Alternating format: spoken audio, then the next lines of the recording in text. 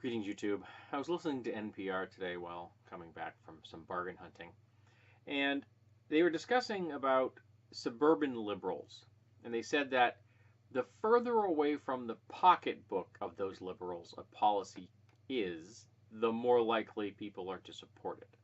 And the closer to their pocketbook the policy gets, for example, taxation that would fund low-income housing or um, help schools bring themselves up to qualification levels, or increase tax rates for their property, that kind of thing, or the potential for having their property values knocked down by having uh, affordable housing near them. These liberals are less likely to support those policies. And that made me really angry. If you consider money to be of greater import than human rights,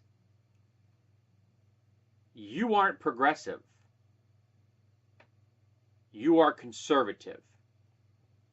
Now, I should point out that in America, the Republican Party often uses the term liberal as a swear word. It's not, but they do use it frequently in that manner. It's a pejorative in their minds. And over the last 40 years, the Democratic Party has drifted further and further and further and further and further to the right. The Overton window for both parties has pushed everything to the right. Now, Hillary Clinton is a self-confessed Goldwater girl. These are her words out of her mouth. This is not something I am throwing at her. This is not a label I am placing upon her. This is what she said.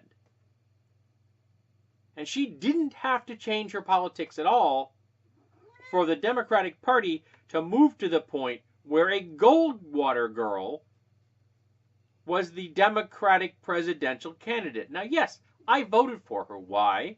Because she was a superior candidate to the screaming shitgibbon. But that doesn't mean that she's liberal or progressive. It just means that she is more liberal and progressive than the screaming shitgibbon. But if you consider yourself to be liberal or to be progressive in any manner, way, shape, or form, and you think your personal monetary worth is of greater import than civil liberties and human rights, I've got some shocking news for you. You are not liberal nor progressive. It doesn't work that way. You either put your money where your mouth is, or shut up. Stop calling yourself a liberal or a progressive, or a liberal progressive, if you are concerned about your pocketbook over other people's civil rights and civil liberties and human rights. It's that simple. And it shouldn't be difficult to understand this. Capitalism is the problem, and we need to fix it. And the first step we can take is to regulate it thoroughly. And then we can begin to move further and further away from it over time. But that's something we can do right now. There are other countries that have done this. We have models to follow.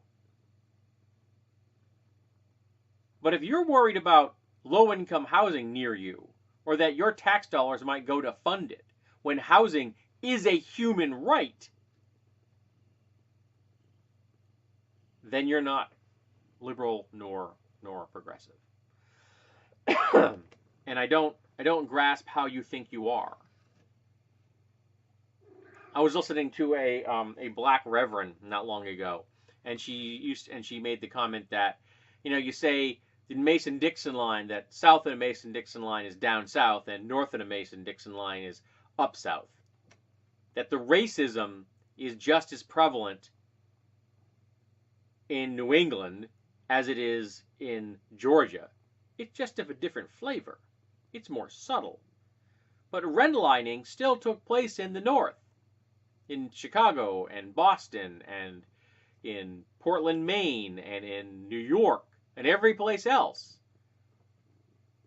Minorities were kept out of areas through financing of home ownership and rental agreements. Flat out. They were just told, you can't live here.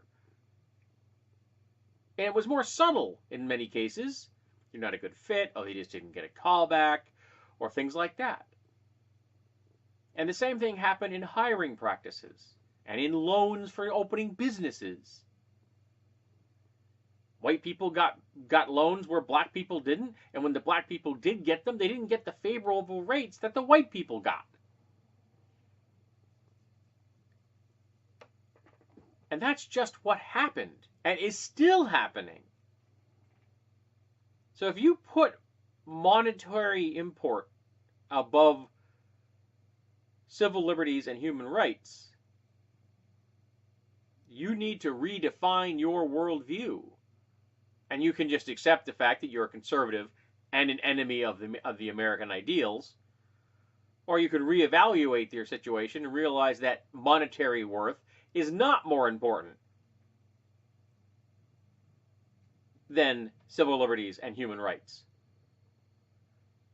There's no fence sitting here. You're either on one side or the other, and you've got to decide. Do you support civil liberties and human rights, or do you not support civil liberties and human rights? So tell me, which is it?